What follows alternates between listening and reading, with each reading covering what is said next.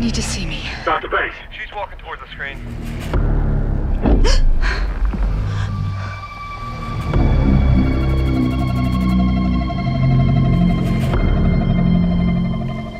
Now that's a proper introduction.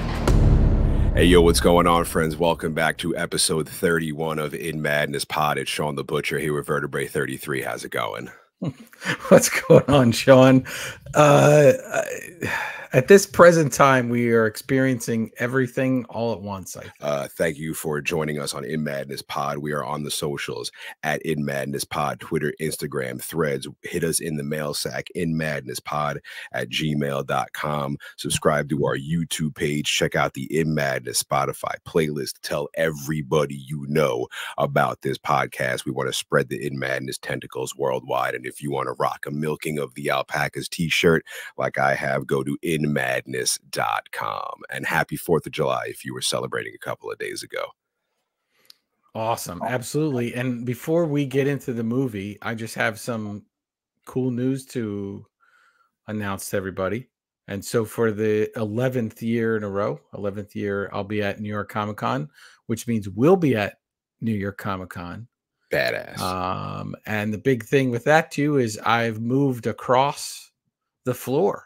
So I am now going to be in kind of where the big boys are, and we're going to be right smack dab next to somebody. And I don't want to give it away yet, but we've arranged it so my booth will be right next to friends of ours, and this is really exciting. So there'll be more news to come. This is the first place sort of announcing it.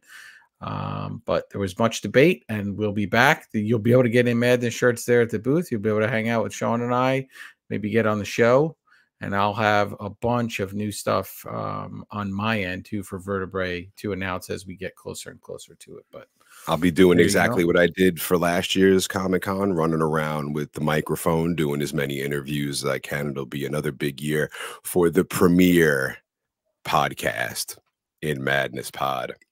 Without any further ado, I think we should just get right into it. Vertebrae, could you please, this was a big choice from you from the beginning when we said we were going to start doing this podcast. This was one you immediately threw out there. We are finally getting to it. So could you please tell our family what movie we're going to be covering? Before we do that, I have my mug for the show. Yes. If you're looking online, this is the molecular composition of coffee mug. So I figured I'd get a little sciencey for everybody. And I apologize in advance because there's a lot of gnarly bits. There's a lot of information for this film. I'll do the best I can. I am not a scientist. I am not a linguistics expert. Can't even say the word properly. But I think, Shawn, we should stray a little in how we do the movie. And I think in honor of this movie kind of giving us everything at the same time or in a loop, there's no way to talk about this unless we go full spoilers almost from the beginning and kind of discuss how that impacts the end, which impacts the beginning, because the beginning is the end and the end is the beginning. And right, there's no other way to really do it, I think. Yeah. So, yeah. There's going to be we're not going to, I don't think there's going to be any point where like, oh, and surprise, this happened. I think we'll just be discussing them kind of as we go along. So we're doing Arrival, released September 2nd, 2016, directed by Denis Villeneuve, who did previously to this Prisoners and Sicario. Arrival is his first jump to sci-fi. And then afterwards, he completely continues to crush that genre with Blade Runner 2049 and Dune, and then Dune 2, and then a future Dune Messiah as well. One of my favorite modern filmmakers. Pretty much absolutely enthralled by his work. This movie has so much going on. There's so many little things that you learn each time you watch it.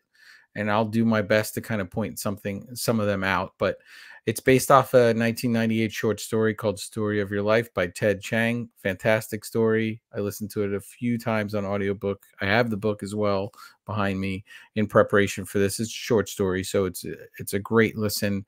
And he's described as a humanist sci-fi writer.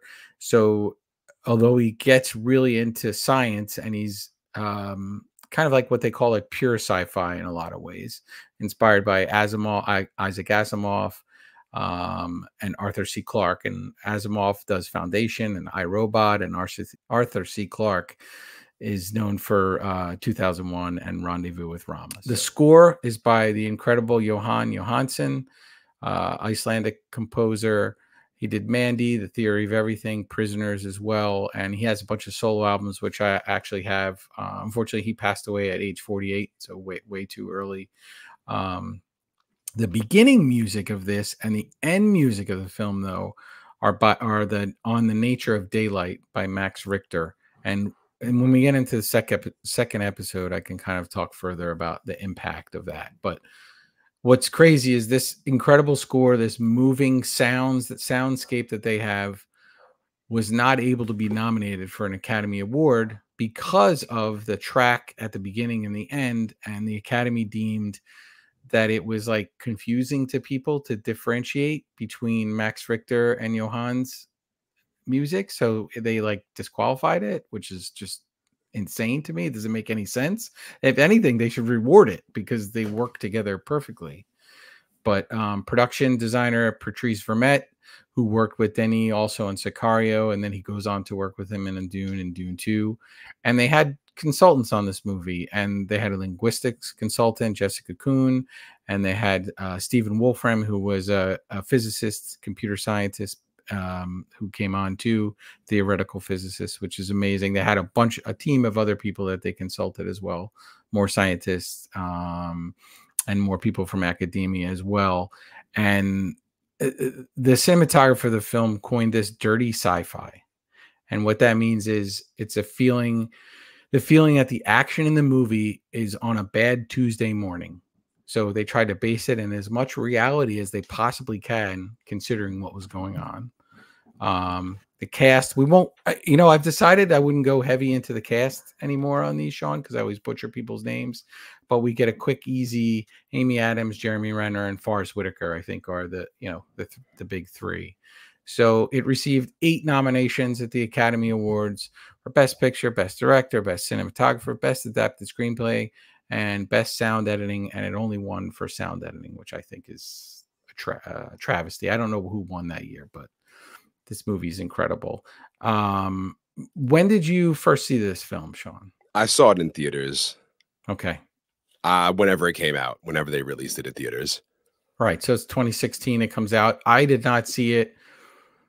So quick backstory, I saw it years later, and, I have a small child at the time, and I'm not getting to the movies as much, which then adds a lot of weight to the rest of this movie as it's happening. And then it just blows my mind. And as I usually do, then I become obsessed with it and I start digging deeper.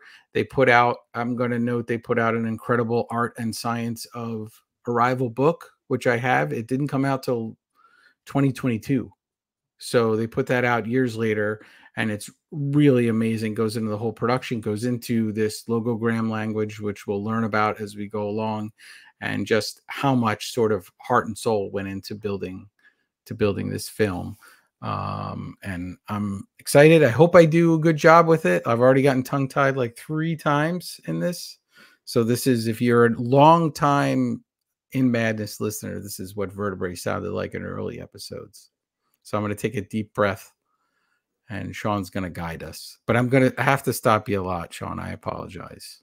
No problem. I mean, there's a big reveal in the middle or at the end, towards the end, but I don't know how much spoiler alert you're going to give. So I'm just going to go according to what I have in my own mind as I'm watching this movie. Absolutely. And I think just the reason I said we'll do it kind of at once as we go along is because there's just certain things I want to clue into as people if you decide at home to follow along with us. And I don't want to leave too much to the end because I think it kind of just enhances the viewing experience. I 100% agree. So I'll just start from the beginning, shall I? Yeah. Or the end. Episode or the end, episode 31 in Madness Pod. The film begins. We're looking out over a lake. A woman says, I used to think this was the beginning of your story. Memory is a strange thing. It doesn't work like I thought it did. We are so bound by time, by its order. She's holding a baby's hand. She is Dr. Louise Banks. This is her child. We see the child grown up. She's playing with the child. Dr. Banks says she remembers the moments in the middle. And then we see the kid groan, screaming that she hates her. Then they're at the doctor's office. The kid is getting a checkup. We cut outside to see our mother hysterically crying. Cut to a little later, and there's her child in bed with cancer. So wait, so you wallop us right away. I gotta pull us back a little bit. And so right away we see a large rectangular window. So remember rectangles in this film. Remember seeing rectangles. There's a lot with circular logic and life cycle as well, but we get this big rectangle. And if you pause it and look at it, to the left is a telescope. Right? So we're looking to the skies, and there's a lake out there in the distance. There are 2 wine glasses and an open bottle of wine on the table, which instantly tells us that that is the end of this film and not the beginning of this film that we're seeing. And to the right is like a lampshade that's like hanging up, coming off the ceiling. And it's very much similar shape to the shell, to the ship. So if you pause that right away, we get the view outside. We get the lake. We also get a tree to the left right there that almost looks like a little bit like a wishbone too, which is interesting, or, you know, similar kind of to what we're about to see later in the movie. So right away, we get what we need in this picture window, in this beautiful house that we're going to see a lot later on. And then just pay attention to those details as we go along. Visual references to the circle of life, to these rectangular viewing windows. But all that's for the nerd guy like me. What Denis does and what the story does is clobber us immediately with something incredibly heavy, particularly for a science fiction film. Her child is in bed with cancer, pretty much the most horrifying moment ever. Now, Dr. Banks says she's not so sure. She believes in beginnings and endings. She says there are days that define your story beyond your life. The day they arrived. We see her walking through school. Everybody's watching television. She walks into her class. It's empty. She's a teacher. She's teaching Portuguese and talking about how it differs from other languages. She says language was seen as an expression of art. Everyone in the class phone begins ringing. She asks, what the hell is going on? One of the kids asks her to turn on the TV. We see that Montana is on complete lockdown. An object touched down about 40 minutes ago. They're waiting to hear if it's an experimental vessel or... Hold on, we're learning more that objects like this have landed in 8 other locations around the world. This is worldwide. It's happening right now, just like Shyamalan's signs. An alarm begins blaring and everybody evacuates. Yeah, the best part about that is when when the alarm goes off, she says, class is dismissed. Which is like, well, no kidding. Class is dismissed. The alarm just went off. It's time to go. We're in trouble. As everyone's leaving school, you hear black army jets flying through the air. There's massive traffic as everyone's getting the hell out of there. An accident happens right in the parking lot. What are we, in Long Island? Dr. Banks sees more black jets flying through the air and gets in her car. She turns on her radio. There's a press conference going on. Authorities are assessing the object. They don't know if it's from Earth. One of the people at the press conference asked if it's peaceful contact. Why did they send 12, not 1? Dr. Banks is on the phone talking to her mother, telling her to not watch the news because they're all idiots. Her mother's asking how she is, and she says she's fine and hangs up. So a couple of things. So one, when she gets in the car, we see the view of the back of her car through the rear windshield, and it's a rectangle again. We're viewing her through another rectangle. That kind of starts to darken. In the short story, the big difference is that there's kind of hundreds of these objects. They're more like a looking glass type thing. So like a semicircle object. There's no ship. So it's almost like they deposited these looking glass things for the humans to communicate with them through, and we don't actually see the ships, and there's hundreds of them. So they've certainly changed that, and I think it's more impactful. Although really scary if there's hundreds. of these locations, but more impactful when it's 12. I tried to find the significance of the number 12 for this, and I could not. And yeah, this film too, Shawn, the first time you see this, we see her incredibly distraught. We see her incredibly kind of sad looking when she arrives at the class. So right now, as far as we know, her daughter's passed away and she's going on to her day.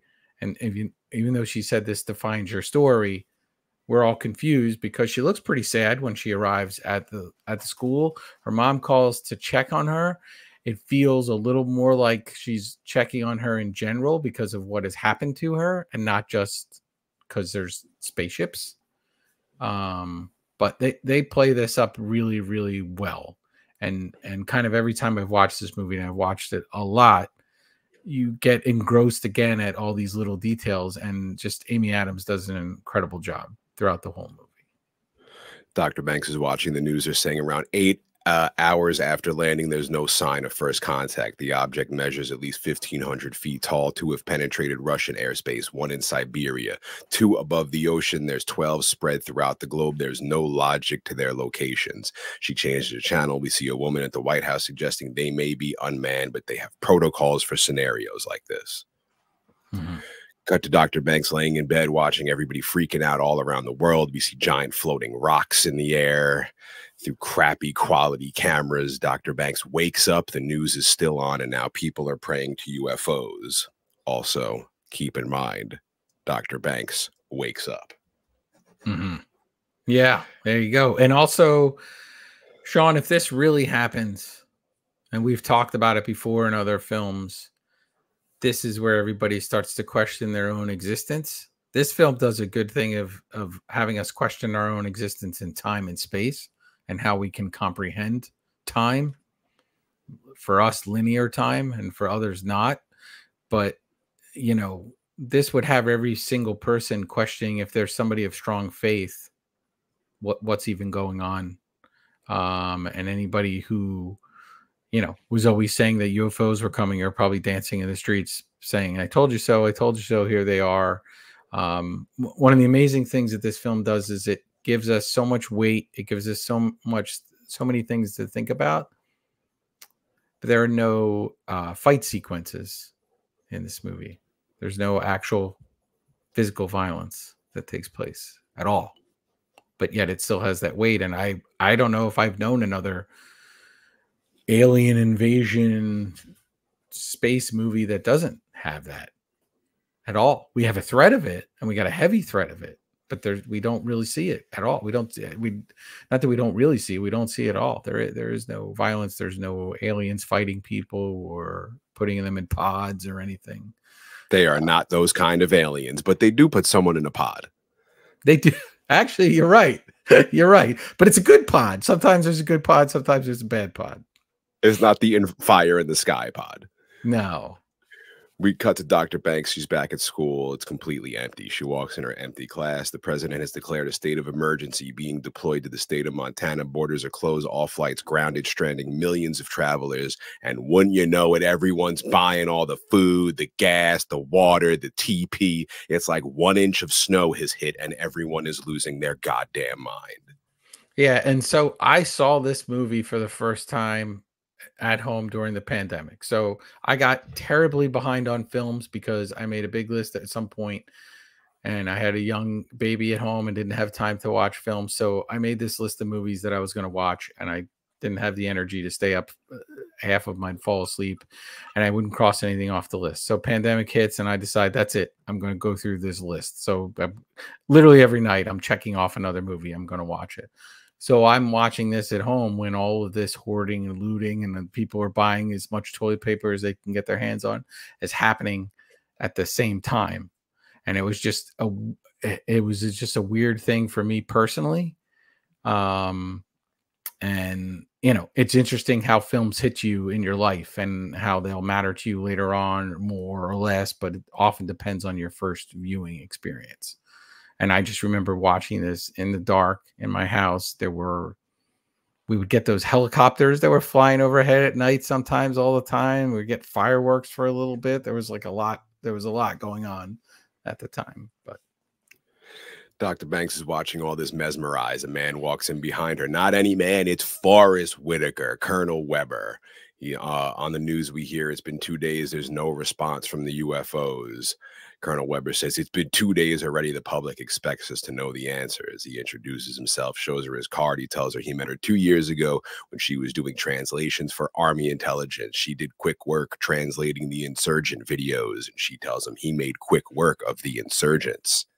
He tells her she is at the top of everyone's list when it comes to translation. She has another 2 years in the SBI, so she has top security clearance. That's why he's in her office and not at Berkeley. He takes something out of his pocket. He needs her to translate it. It's a recording. He plays. We hear static. A man asks, "Why are you here?" He asks, "Can you understand us?" And we hear a low-pitched growl. The man asks, "Where did you come from?" We hear another growl. Colonel Weber stops the tape, says, "You heard it. What do you think of it?" She says, "Is that what I think it is?" He says, "Yes." She says, "How many? How many what? How many of them are speaking?" He says, "2." She says, "Assume they were not." He says, "They assume were not speaking at the same time." She asked if they had mouths. He asked, how'd she go about translating this? Does she hear any words, phrases? She doesn't know. What can you tell me? He asked. She says it is impossible to translate from an audio file. She wants to be there to interact with them. He says, you didn't need that when you were translating the insurgent videos. She says, I already knew the language. This is different. He says he's not taking her to Montana. He knows what she's doing. He doesn't want it to turn into a tourist site. She says she just wants to do the job. He says it's not a negotiation. If he leaves, her chance is gone. He says goodbye and walks away, and she stops him and says, why did you mention Berkeley? Are you going to ask Danvers next? He says maybe. She says before you commit to him, ask him the Sanskrit word for war and its translation. And you know, it's funny. They got all these consultants on the film, and they got in the book, the art and science of arrival. They mentioned that one of the linguistics mentions that they were a little, they didn't like that one line where he says that they had her translating Farsi, because apparently that's a language they wouldn't need to bring somebody in for. They would have already had people, the government, that could speak that language, and they wanted them to pick some like different language that was not a lot of people spoke, but the word was like harder to pronounce and different and just didn't roll off the tongue in the movie. So they went with that. So it's just funny that when you get all these experts and scientists and, you know, people from academia in it, they'll still stick on the things, much like myself, that probably bother them. You know, if there was an illustrator in there and they were using their drawing tablet the wrong way or something, it would probably bother me, much like in The Mist when they showed those paintings. Right. And I was kind of stuck on the way that process was going. And the same thing kind of stuck on it. But, you know, Shawn, it's no Lucy, this movie. It wears its science on its sleeve, and it does mess with it. And it's not like any of this is, you know, it's a lot of theoretical stuff going on. But we don't, you know, we don't have Morgan Freeman to explain it to us. Or just tell it to us for no reason whatsoever out of the blue. Yeah, exactly. Dr. Banks is at home watching TV. Russia and China are in talks with the United Nations. Financial markets across the world are in crisis. Dow Jones is down over 2,000 points. Go figure. Dr. Banks is awoken by a gigantic helicopter. Mm-hmm. Lands outside her house making a ton of noise. She goes to her front door, and in her yard is Colonel Weber in his army gear. And I'm sorry, but I do not understand this exchange that they have right here. He says Gavisti or Javisti, and he says it means an argument. And she says what she says it means, and she says a desire for more cows. So he went there to ask that guy what the word was, and that's the word he gave him. And he's saying that that's for argument, and she's saying, no, it's a desire for more cows. So I guess she's basically saying that she had it right. Although I don't know, like you, I don't know what he would have to compare that to. I still don't understand it. It's also weird too when he comes to her with the audio recording, and he's basically just like, can you understand this? Right. So essentially like, remember when we used to have dial-up modems and they just made those noises? I'd be if you brought that to somebody and been like, what does this say?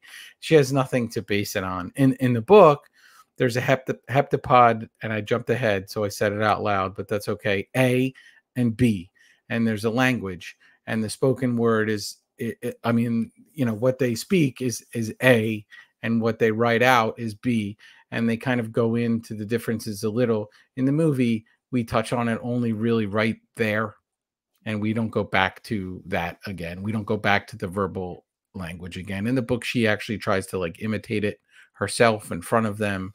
But this is our only kind of little mention of that. It doesn't make sense if you were trying to understand the language fully, that you would just ignore a whole section of it. Like, okay, fine, how you write is different than how you speak, but we'll ignore how you speak and only focus on how you write. But for time and for a 2-hour film, I think they just had to kind of hone in on where they were headed. But yeah, this part doesn't make sense, and sort of just slapping a recording in front of her to be like, whatever, what does this, you know, mean to you?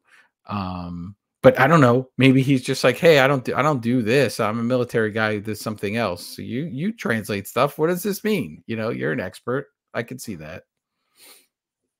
He tells her to pack her bags. She wants 20 minutes. He says they take off in 10. So she boards the helicopter. She sits down, and directly across from her is Hawkeye. Jeremy Renner plays Dr. Ian Donnelly. He's also a teacher. He seems to be somehow dead asleep on this loud-ass helicopter, like Vertebrae falling asleep anywhere, like Shikishima in Godzilla, like Dr. Banks in this movie, which, might I add, I'm keeping a tally of how many times Dr. Banks wakes up in this movie. Nice. Shawn, the only reason Ian Donnelly wakes up is because of the bump of the takeoff of the helicopter. 10 minutes. Could you pack a bag in 10 minutes?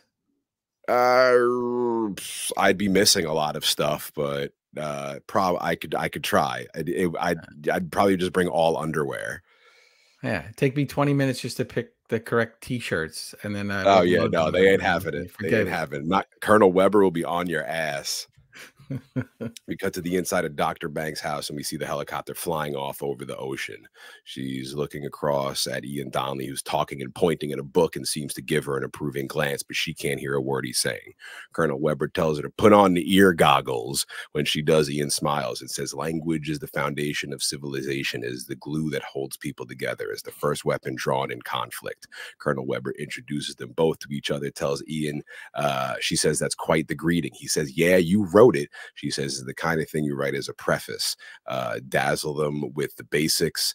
Ian says, that's great, even if it's wrong. She gets startled and says, it's wrong. He says, the cornerstone of civilization isn't language, it's science. Colonel Weber tells her Ian is a theoretical physicist. Colonel Weber tells Dr. Banks she'll be working with Ian when you're in the shell. Ian tells her that's what they call the U.F.O. Yeah. Colonel Weber cuts right to the chase with Dr. Banks. What do they want? Where are they from? Ian says, and beyond that, how did they get here?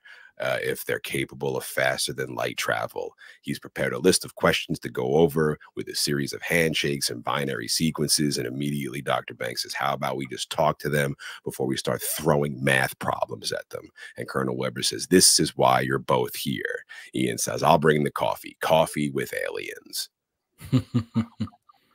The helicopter flies over this massive open land. However, the entire road leading up to it is packed full of cars and spectators and mobile homes, and there is this layer of mist in front of them all.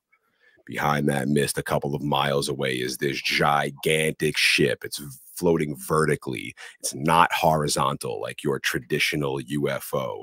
It's in this massive open field, and the clouds are rolling over the hills. It looks badass. Honestly, the ship kind of looks like a gigantic coffee bean, and we see these more black jets flying through the air. The Army have set up a base right near the ship. Yeah, it's they put a lot of work into how this ship was going to look, and they wanted it to look very natural. And Shawn, those clouds, that was real. So they shot this in Quebec, Canada, and they had an area of about 20 fields that they sort of rented, lined up next to each other, and they let them grow wild, the fields, so that it could fit the film. So they rent them in advance, let them go a little wild. And then the day they were supposed to shoot, their pilot said to them, oh, it's a shame we can't shoot due to the clouds. And Denny told him it's the opposite. He wanted to embrace it. So that's natural, which makes that even more of an incredible shot. But just a beautiful shot, a beautiful view of this ship, of the shell. When we see the base, it has a very Thing Outpost 31 vibe to it. For episode 31 of In Madness Pod, Ian and Dr. Banks load off the helicopter and walk towards the base. We see a stretcher pass by with presumably a body wrapped up in sort of a hazmat body bag. They both see this and seem worried. Colonel Weber approaches some soldiers, tells them to take Dr. Banks and Dr. Ian to Dr. Kettler. In the view of the base hovering right above it, we see this gigantic ship. Dr. Banks and Ian enter a tent. They take their cell phones. A soldier walks them into a side room, the medical tent. They ask Dr. and Ian, when's the last time they've eaten? When's the last time they were stressed? Ian says, does right now count? Has a little laugh to himself. Dr. Banks immediately asks who was being carted off in the medevac. She's told not everyone is able to process experiences like this. They take some of their blood. They give them immunization dose. They say it covers bacterial threats, and immediately hands them papers to sign. The doctor asks if either of them are claustrophobic. They both say no. So I guess, Vertebrae, you and I are immediately out. Yes. Yeah. Plus, but they're going to hand you a paperwork that basically says they're not liable for if you have a nervous breakdown or whatever the heck happened to that other person they were hauling away. Like, too bad. It's on you. Although, Shawn, I don't know, man. We finally get to see some aliens, and I'm telling you, if I would have said yes, the part that would probably freak me out the most is in the ship and how to get up to that spot. I wouldn't be able to make that jump, I don't think. Yeah. Yeah, we'll get there in a second, but you'd be left on the scissor lift. I would be so scared. I'd be sitting there. I'd be like, you guys go and just tell me how it is. The man asked Dr. Banks if she's pregnant and is sort of shocked. She says no. They say the booster is a kick to your immune system. You may experience side effects, nausea, dizziness, headaches, ringing in the ears, like you have tinnitus. I have that all the time. They get their shots and they're on their way. They enter a room where a meeting or going on where a man's talking. He says it's likely we're insects on a piece of paper. They're easing us out of the house. At exactly 112 minutes and 19 seconds, gravity starts to shift and slides us out of the room. We see the man's from Australia. There's a bunch of other people on this call from all around the world discussing their findings from what happens inside the ship. The man is asked, have you found a scientific explanation for it? He asks if it's for the aliens, and the man says, no, I think it's for us, the humans. The air doesn't seem to circulate inside the chamber. So after about 2 hours, they run out of oxygen. The man in charge of it all, asshole Halpern, says it doesn't take 18 hours to pump fresh air into a room. Dr. Ian immediately suggests that it's atmosphere. Halpern looks over his shoulder at him and says, excuse me? Ian says if there's atmosphere is different from Earth's, it could certainly take hours to rebalance their O2 content and pressure every time they open that door. Halpern says so they could suffocate us if they wanted to. Yeah, and their atmosphere is different than ours, a lot different, and we'll see it later on. But yeah, Ian jumps in right away and is like wanting to participate and give information. And Louise is a little slower with that, but yeah, he's ready. And Halpern's immediately an asshole, which he keeps up for the next 2 hours of this movie. Yeah. Colonel Weber steps in and walks off with Dr. Banks and Ian and tells them they need answers as soon as possible. What do they want? Where are they from? Why are they here? This is the priority.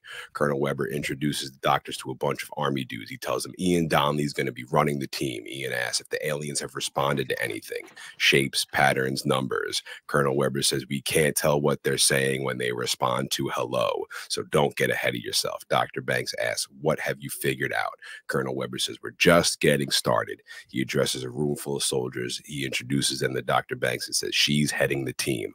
Colonel Weber says Dr. Banks is taking over the mission from Dr. Walker. All of a sudden, an alarm starts blaring. And might I ask, what in the hell do you think happened to Dr. Walter? Might have that been him in the body bag being pushed out in the stretcher, you think?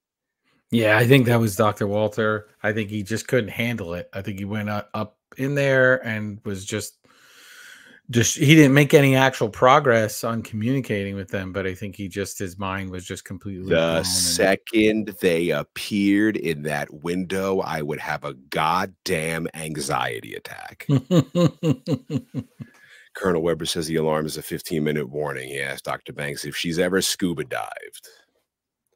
I've never scuba dived. I couldn't imagine the experience. I'd hate it even though it looks beautiful in the water. What about you, Vertebrae? You scuba dive? No, I've snorkeled, but I've never scuba dived. Yeah. No, I Yeah, I'll can't. stay No, up I to don't. the top. Dude, I imagine my nightmare is being in the water and either looking left or looking right, and something's coming towards me. I would die right there. Yeah, you know what's crazy too is I did snorkel in Hawaii and at this Turtle Bay, so there's all these sea turtles there, and like sea turtles on land, and when you see them, you're like, oh, they're really cute. But like when you're in the water and you're snorkeling and they come like right next to you and they're really big and they can swim much faster and much better than you, it's a little freaky. They're kind of coming right at you, right around you, and they won't harm you, but it's just for a second you're like you're in their world now. I don't like So things coming at me. yeah, this is a short movie. If instead of if instead of hiring a physicist and a linguistic, they decided they needed A stoner radio DJ metal an more artist podcast jagoff and an artist. and an artist. We tried everything else, guys, and it didn't work. Let's bring these two morons in. Yeah, we'd be in the cage. We're in the cage. I mean, it happens. Cuts to everybody getting fitted with gas masks and hazmat suits. Dr. Ian asks, what kind of radiation exposure are they walking into? One of the soldiers says, nominal. These are just for safety. Dr. Banks asks if there's been physical contact. She also asks if she's the only one having trouble saying aliens. One of the soldiers says, there's a wall of glass. He says, you can't get to them. Dr. Ian says, what do they look like? And the soldier says, you'll see soon. Hurry up. They make their way to the ship. They have to take trucks because they're still a few miles away from the base and the ship. You see this massive structure floating in the air. It's about 30 feet off the ground. They have some construction lifts they use to raise up to the ship. The ship looks kind of like a massive stone. Colonel Weber says every 18 hours a door opens at the bottom, and that's where they go in. I was going to say, too, there's no visible propulsion for this, and there's no sound. They don't really make a sound. We drop to this film has some incredible sound editing. Like I said before, the score is maybe groundbreaking in a lot of ways, but we get a lot of silence in this film too, and it fits who we find out they are. They're just kind of there. Right, they're just kind of there, and we find out, everything else about them as we go along. But they're not impacting anything else in the environment. They're the opposite of humans. They have zero impact on anything at that moment, which is very interesting. And there's nothing. There's no jets. There's nothing of that looks like a spaceship at all. There's no McDonald's cartons just strewn about. Yeah. They just didn't, show up and make a whole mess, or you go to the beach and somebody sets their blanket up like 2 feet away from you, even though the beach is wide open. Like the heptapods aren't doing that. Just throwing their football as hard as they can at your face. No. The heptapods are nothing like humans. No, and I'll say before we get to the sort of human stuff falling apart, there's a lot of patience from the humans in the beginning of this, and I wonder now if filmed now in a 2024 lens, if the military and the governments would be as patient in this movie as they are, now I don't know, but it does break down, but in the beginning, there's a lot of patience going on. A lot of people just probably freaked out. I imagine maybe people quit too, the military, or walked off. Like if their minds are blown on what's going on, how do you staff this thing? Who wants to be there? And we see how it impacts people who are there. Mm. They raise up to the ship. The doctors touch it with their fingertips. Dr. Ian is laughing. They approach the open door. They look up to this enormous void. The lift they're on begins going as high as it can go up, but it's way up there. There's no way this thing can reach where they have to go. We see that all of their electrics start to get weird, and one of the army men cracks a glow stick. This would be it for me. He cracks the glow stick and throws it in the air. However, instead of it going up and coming back down, it seems to go up and then drop on what seems to be a floor, but to us from our vantage point is just up. It's hard to explain.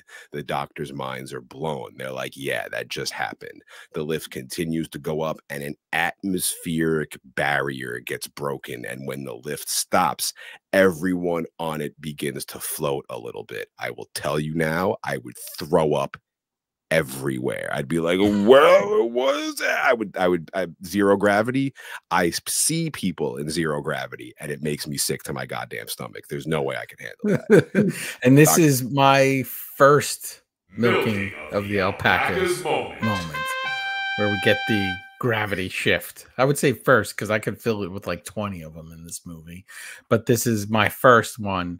And you know, we're about to find out right now what happens after the gravity shifts. But yeah, this was very cool. Dr. Banks gets a little freaked out. The army men ask if the doctors are ready. The army guy jumps off the lift. However, instead of going straight up, now they're like rappelling towards this door, but walking like Adam West in Batman, where him and Robin are like walking up the building in that famous shot. Like they're walking up. Again, it's hard to explain. The doctor's minds are blown by this. From under them, Dr. Banks is looking at them standing on the wall, looking down at her. Another army guy jumps up with crates in his hand, and instead of floating all the way up, the atmosphere has him also standing on the wall, facing down. The camera keeps up and down to show us the men standing on the wall looking down and the doctors below them looking up. Colonel Weber asks the doctors if they're ready. I'd be like, no, I'm not ready. No. Dr. freaking out. Colonel Weber tells her she can do this. He grabs her by the back of the neck and jumps, and they both float up and are now standing on the wall looking down at Dr. Ian, who jumps out and falls flat on his face. He cannot figure out how it works. He stands up slowly, turns around, looks down the lift, and his mind is blown.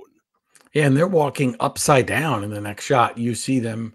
They're now, that's a really cool shot. And this whole area here with this sort of looking glass thing that we're going to be, you know, around for a while in the movie, they built that so that they could interact with the light that was coming through it that they created behind it and sort of interact with that glass and stuff. So that's really very cool.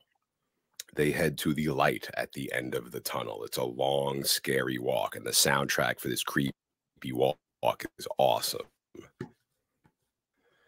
We see an upside down shot of the doctors. They're upside down, approaching the light wing on the ceiling. They begin setting up equipment. The doctors are facing this viewing window, but it's all full of smoke and blocked out. It sort of looks like a movie screen inside of a cave. They bring out a bird in a cage, which I think is what dudes who worked in caves used to do to make sure that the canary in a coal mine. They started using them around the 1900s. They were particularly sensitive to carbon monoxide, which in the aftermath of mining accidents, there's a lot of carbon monoxide. So, you know, we get the turn of the century and industrial age, and they start using them more and more. And they were considered a cheap and sensitive warning device in warfare. And then what's interesting about it is after 9/11, you know, fears amongst New Yorkers of chemical terrorist attacks. And the Times reported that canary breeders could barely keep up with the demand. So people started buying canaries in the hopes of that. 2003, during the Iraq War, people using them, they were considered in Baghdad, they were in high demand and considering the only chemical weapons detectors available for the local population. And that's 2003. So poor canaries. Yeah, it's awful. With their little lungs, they can't handle all that monoxide. Dr. Banks asks, what happens now? Colonel Weber says, they arrive. Which, my friends, brings me to my milking of the alpacas moment. In the window through the clouds, we hear humming. We hear these noises of large beings in the smoke. You could see the silhouettes of these large, almost octopus-looking alien creatures. The aliens are making strange noises. Colonel Weber tells Dr. Banks she can begin. Cut the doctor's back at the army base being deloused.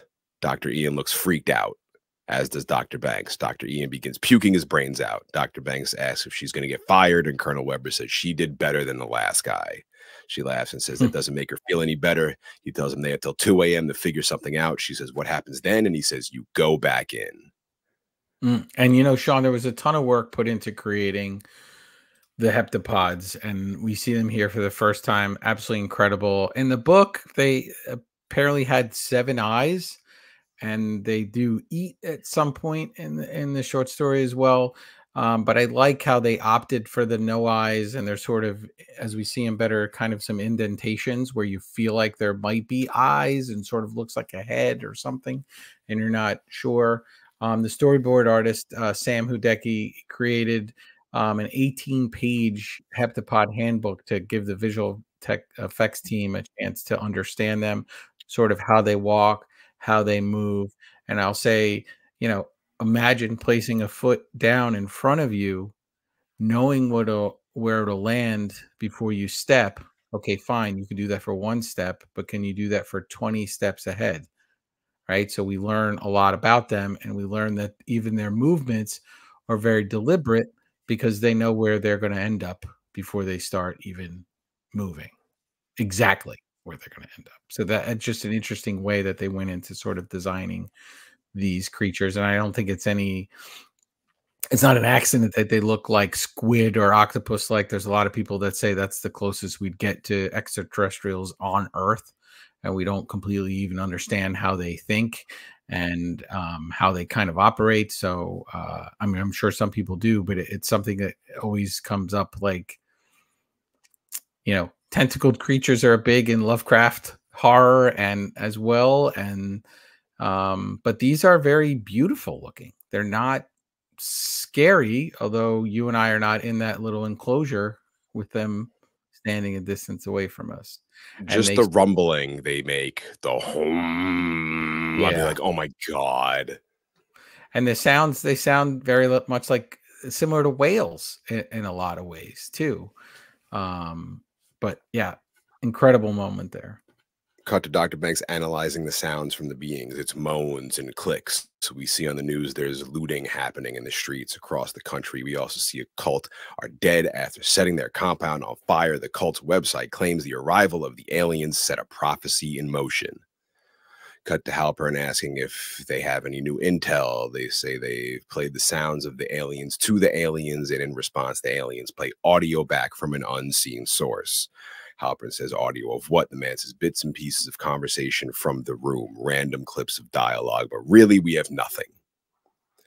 Doctors get ready to go back to the ship. Dr. Banks is freaking out. She walks out carrying a whiteboard. Colonel Weber asks, what's the whiteboard for? She says she's never going to be able to communicate with them if they aren't talking. She wants to use a visual aid. They might have some sort of written language or basis for visual communication. Inside the ship, she's writing human on the whiteboard. She shows it to the aliens. They stand there sort of angrily, just grumbling, and Dr. Banks slowly walks closer towards the alien. She says, I am human. What are you?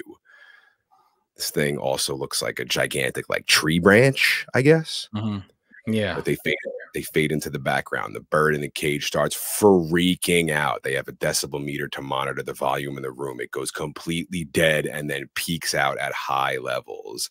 The aliens return and let out a loud growl, and one of these beings lifts its tree trunk octopus arm and moves it around as this sort of ink-looking signature comes out and forms, creating the shape of a circle with like an ink splat on the top of it in the shape of like a spider or a scorpion looking thing.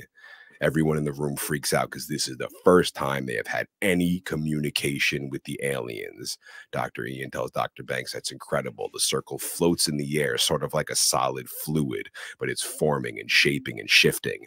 Dr. Banks repeats human. Now, both the aliens begin forming circle shapes, but each one is slightly different. They're communicating with her, and she tells them to slow down. Yeah, and we've not seen this in a movie before, and how they're communicating. They're almost shooting ink out and then writing it in the air or on the glass or whatever. And it doesn't relate to anything in the human language. They created a dictionary with this language. They created over 100 logograms, words, and sentences. So how they break it apart in the movie and how you see they're dissecting it is kind of how they actually created it.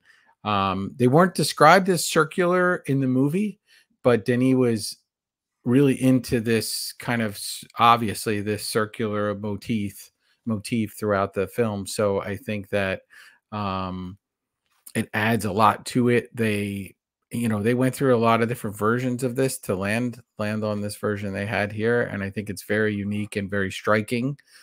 I wish they use it a lot it's on the, you didn't ask me, but I have the soundtrack vinyl. Yeah, but in Shawn's defense, we've been having so many technical difficulties leading into this episode, and the book as well. But they have it on the album cover, and it's on the book that I have too. And it's just a cool look. It's funny. One of the guys who worked on the movie said, and later on in the second part, we could talk about just the impact that this film has had in a lot of different ways. But he said that sometimes people will come up and proudly show off their tattoo of it, and they'll think like that it says human, but it actually says Louise. Like they got it wrong. They used the wrong one, which is very funny. But this is, although it looks like it could be haphazard in their creation of this, there's, just like the heptapods, there's nothing haphazard about the creation of these lines. They head back to the delousing area. Immediately, Colonel Weber asks Dr. Banks if she feels like this is the right approach, trying to teach them how to speak and read. He thinks it's going to take longer. She says, "You're wrong. It's faster." Colonel Weber tells her everything she does in the ship, he has to explain to a room full of men. Their first and last question is, how can this be used against us? He wants more info. She says, "Kangaroo." Colonel Weber's like, "What the hell are you talking about?" She says, "In 1770, a captain's ship ran aground off the coast of Australia. He led a party into the country. They met the Aborigine people there. One of the sailors pointed at the animals that hop around, put babies in their pouch, and said, 'What are they?' And the Aborigine said, 'Kangaroo.'" Colonel Weber doesn't understand the point. Dr. Banks tells him it wasn't until later they realized kangaroo means "I don't understand. So I need this so that we don't misinterpret things in there." She tells Colonel Weber, otherwise this is going to take 10 times as long. The entire time Dr. Ian is behind her listening to her explain this. Colonel Weber says he can sell that to the men for now, but he needs her to submit her vocabulary words before the next session. She agrees. He tells her, remember what happened to the Aborigines. A more advanced race wiped them out. He angrily walks away. Dr. Ian tells Dr. Banks, that was a good story. She's, yeah, it wasn't true. She says, but it proves my point. And then she walks off. Cut to a room full of people observing the circles and shapes the aliens were creating. They walk into a meeting with other countries discussing their findings. They believe they were able to reproduce some prime numbers sequences back at the aliens. So that's a good start. He's telling this to Dr. Ian, who says, congratulations, you're a parrot. The man gets pissed off and calls him a cheeky bastard. He tells him the aliens can't seem to follow our algebra, but complex behaviors, that clicks. Dr. Ian says that doesn't make any sense at all. Halpern is watching the television. China seems ready to begin attacking. Fantastic. Halpern says not everyone shares our policies of being open with the aliens. He asks Dr. Banks if she has met General Shang. The call sign for him is Big Domino, because whatever he does, 4 other nations are going to follow. Colonel Weber approaches and tells Dr. Banks she has to gain ground today. He asks for her list. She hands it to him, and he's already apprehensive. You're going to teach them your name and Ian's name? She's like, yes, so we can learn their names if they have names and introduce pronouns later. Colonel Weber says these are grade school words. Eat, walk. He doesn't get it. Dr. Banks begins erasing a formula off the whiteboard, and Dr. Ian freaks out. He's like, no, don't erase the top. And on the whiteboard, she writes, what is your purpose on Earth? She says, this is where you want to get to, right? First, we need to make sure that they understand what a question is, the nature of a request for information, along with a response. Then we need to clarify the difference between a specific you and a collective you, because we don't want to know why Joe Alien is here. We want to know why they all landed. Purpose requires an understanding of intent. We need to find out, do they make conscious choices, or is their motivation so instinctive that they don't understand a why question at all? Most of all, we need to have enough vocabulary with them that we understand their answer. Colonel Weber gets it. He says, stick to your list and don't add anything to it. and so, Shawn, when we did the Lucy episode, right, I called you out on a bunch of sort of scientific everything, stuff the whole movie. So I have to be fair and say that there's two shots of this whiteboard with these formulas on it. First of all, both shots are different. So there's different formula, like they wrote it all, and then she does it, and then there's a cut, and when they cut back to it again, the formulas have changed within like a second. Oof. So there's that, but also these are just like sort of random physics formulas, so that are written on the board and scribbled on there. So originally Wolfram, who's a physicist who's on the film for them, he wrote plausible mathematical equations explaining the shape of the ship, and he analyzed sort of how the shell's scientific validity could exist.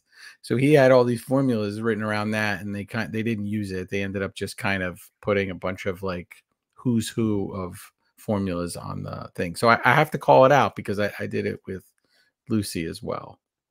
I appreciate that. They make their way out of the ship. Colonel Weber's watching them from a remote location. Dr. Banks writes on a whiteboard, Louise, her name. She says, I'm Louise. One of the aliens puts out another ink-looking circle shape. Dr. Ian is asking if it's a new symbol, and he can't tell. She doesn't know. She thinks it's the symbol for human again. She says it just has a little curl on the end. Maybe it's to indicate a question. She doesn't know. Ian thinks they're beginning to get confused. On the radio, Colonel Weber tells Dr. Banks to move on to the next word. She takes a look over at the bird chirping in the cage. Dr. Banks removes her hazmat suit, and everybody freaks out. She says the aliens need to see her. Everyone is freaking out that she's risking contamination. She says they need to see me. She approaches the glass wall. The men think they should abort the mission. The men on the radio say stand by for further orders. Dr. Banks approaches the glass, and right on the other side, we see the silhouettes of these aliens surrounded by this heavy layer of mist. They look like octopuses, but they can stand on their legs. They also sort of look like tree branches. However, looking at them deeper, they kind of also look like they could be hands from one big gigantic being. That's where my brain went. Is this massive? She's staring at them in awe. The aliens seem to be staring right back at her. Dr. Banks puts her hand on the glass, and the alien takes his gigantic tentacle and slaps it on the glass. Dr. Banks says, now that's a proper introduction. Hi. She removes her hand, and so does the alien. She holds up the whiteboard again with her name on it and says, Louise. I'm Louise. The alien creature creates another shape in the ink writing. She asks Ian if he wants to introduce himself. He says, screw it, tears off his hazmat suit and says, everyone dies. The men are freaking out that Ian is taking off his suit. The men on the radio say, continue the session. Ian takes the whiteboard, writes his name on it and says, Ian, and points to himself. She says, Louise, and points to herself.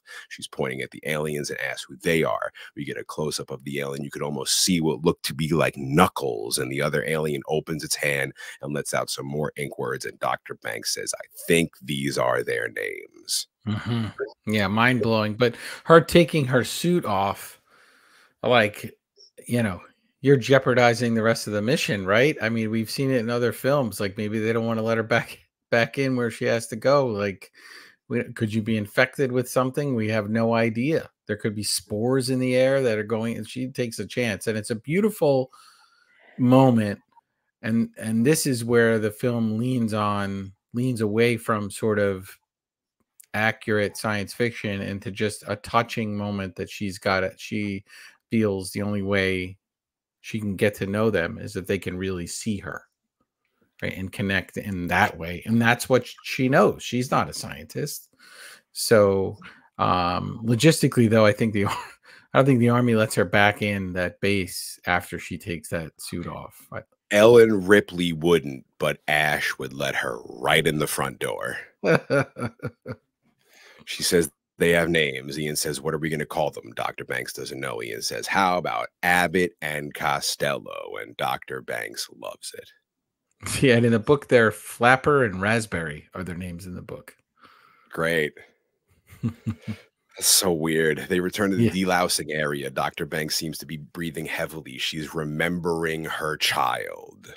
They're taking care of a horse. She snaps back to reality. They're asking Dr. Banks how she feels. She says overworked.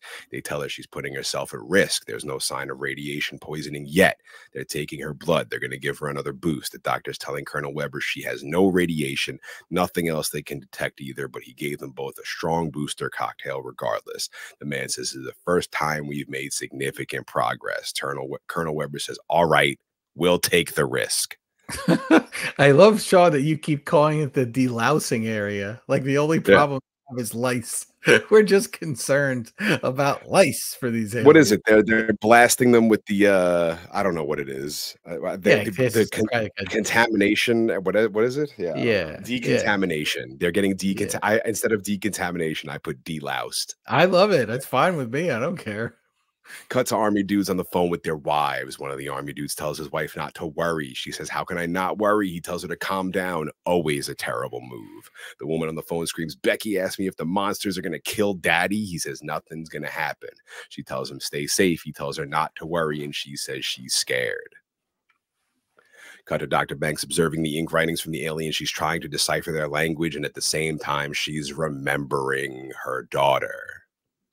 She's having a memory in quotes. Cut to Dr. Notice how I didn't say flashback. Cut to Dr. Ian saying, here are some of the many things we don't know about the heptapods.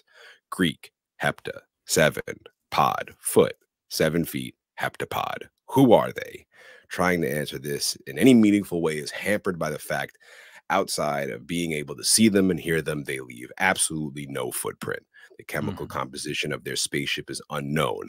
We cut to a shot of the sun rising behind this vertical standing ship. We see it's round on one end and sort of flat on the other. I really love the design. Dr. Ian says the shell of their ship emits no waste, no gas, no radiation. We see another ship in the middle of the water surrounded by warboats. Dr. Ian says, assuming that the shells communicate with each other, they do so without any detection. The air between the shells is untroubled by sonic emission or light wave. He asks, are they scientists or tourists? If they're scientists, they don't seem to ask a lot of questions. Why did they park where they did? The world's most decorated experts can't crack that. The most plausible theory is they chose places on Earth with the lowest incident of lightning strikes, but there are exceptions. The next most plausible theory is that Sheena Easton had a hit song in each of the sites in the 1980s. So we don't know. I don't know any Sheena Easton songs. Do you, Vertebrae? Yeah, I don't know. I mean, I would know them if I hear them, but we got to add one to the In Madness playlist on Spotify. Whatever the hit is, yeah, I will she had a big hit. Yeah.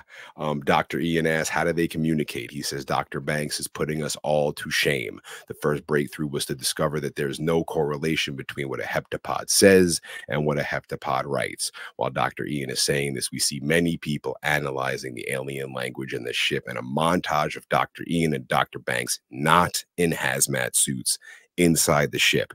We see Dr. Ian walking. One of the heptapods is following him. On the whiteboard, it's written, Ian walks. He says, unlike all written human languages, their writing is seismographic. I don't know what the word he uses is. It's not seismographic, something like that. It conveys meaning. It doesn't represent sound. He says perhaps they perceive our form of writing as a wasted opportunity, passing up a second communications channel. We see that the scientists perceive to be words created from the aliens' ink spelling. We see words like life, earth, planet, mother, man, star, walk, death, time, communication. Dr. Ian says we have our friends in Pakistan to thank for their study of how heptapods write, because unlike speech, a logogram is free of time. Like their ship or their bodies, their written language has no forward or backward direction. Linguists call this nonlinear orthography, which raises the question, is this how they think? Imagine you wanting to write a sentence using two hands starting from either side. You would have to know each word you wanted to use as well as how much space they would occupy. A heptapod could write a complex sentence in 2 seconds effortlessly. It takes a month to even make the simplest reply. Again, we see a montage of the doctors trying to speak with the aliens as heptapods are writing more of this ink spelling through the glass.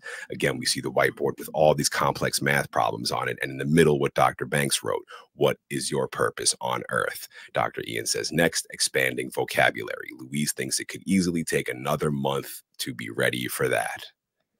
Yeah, and the nonlinear writing system is a system of a writing whose symbols are made up of something other than lines. So it's not kind of lines in a row. Nonlinear thinking is something that they touch on a lot in this film, and it's difficult for us to understand because you and I go through life. We're doing this now. We're going to do something later. We're going to do something tomorrow. Whatever we're doing tomorrow is in the future. Whatever we did yesterday is in the past.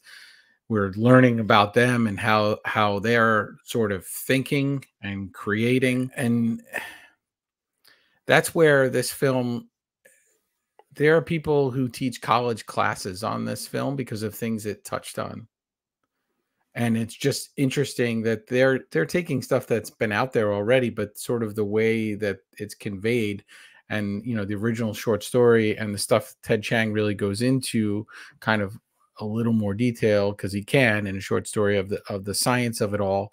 And he's definitely done a lot of research. So it's interesting because without this movie's so heavy and so much about emotions, but it's so sciencey in between those bits, but you don't really see it because it's being carried on the emotions of the characters. So that's how you can get all the gnarly bits you want into a movie, but have it not be weighed down and bogged down with having to know things. They sort of explain it to us a little bit as we go along here and there, but we're so drawn in to, in particular, Amy Adams' character in the film that it doesn't feel like it's a documentary on, you know, languages or something. Cut to Dr. Ian sitting outside in the back of a truck looking at the ship in the open field. Dr. Banks approaches and says, Colonel Weber's looking for you. And he says, yeah, why do you think I'm hiding out here? They both laugh. She hops in the truck with him. They talk about how nice it is outside, how nice the view is away from all the noise. Dr. Ian says he was just thinking about Dr. Banks. He tells her she approaches language like a mathematician. She goes, I guess I'll take that as a compliment. He says, it is. I watch you steer us around these communication traps. He didn't even know they existed. His mind is blown by it all. He says, I guess that's why I'm single. Dr. Banks says, trust me, you can understand communication and still end up single. They both laugh. She says she feels like everything that happens here comes down to the both of them. He says, that's a good thing though, right? You and I, have you seen the jokers we're working with? Thank God I have you. And they both laugh. I guess if this was a different movie, this might be when she talks about her daughter. Right. And we're kind of, we still see this. She has a weight to her past just there's aliens here. And she just does a fantastic job with carrying that. And that would be where we get that exposition part, I think. And we'll find out more about her daughter next week, if the podcast gods allow us to do a part 2 of episode 31 in Madness Pod Arrival Vertebrae. The first 90 minutes before we hit record aside, how do you feel about this 90 minutes we've just spent talking about Arrival? I mean, it's been fantastic to talk to you about this movie, and I think it's only fitting that this film would sort of break our linear podcasting formula as we struggle to record but we'll do the best we can. We'll relearn the language. We will analyze the analytics, and we will check all the seismographs, and we will research all the data and fill all the test tubes.